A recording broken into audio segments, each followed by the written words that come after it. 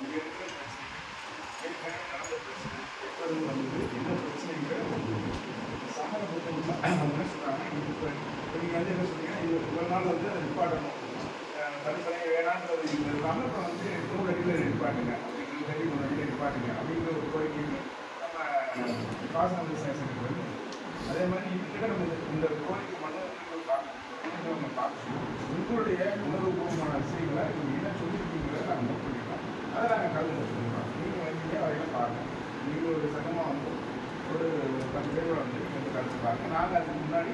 நீங்கள் என்னெல்லாம் நீங்கள் உங்களுடைய கோரிக்கை சொல்ல விட்டுருங்க உங்களுடைய பிரச்சனை என்னன்னு தெரியும் இந்த அமைப்பு எப்படி இருக்குது என்ன சொல்கிறாங்கன்னா இது வந்து மற்ற ஊரில் வந்து தண்ணி கொண்டு வர இங்கே தண்ணி கொண்டு வர சிரமங்களை சொன்னாங்க அப்போ அந்த ஊருக்கு நம்ம என்ன பாதுகாப்பு கொடுக்கணும் அப்படிங்கிற மாதிரி நம்ம வந்து கருத்தை சொல்ல வேண்டியது நம்ம சொல்லலாம் நம்ம மத கருத்தை சொல்ல முடியாது நம்ம சிவன் கருத்தை சொல்லலாம் சிவன் கருத்துக்கு நம்ம இதுக்காக என்னென்ன வாய்ப்புகள் இருக்குது இதுக்கு வேறு என்னென்ன செஞ்சு கொடுக்கலாம் அப்படிங்கிற விஷயத்தை நம்ம சொல்லுவோம் உங்களுடைய கோரிக்கை உணர்வுகளை நான் சாப்பிடுவேன்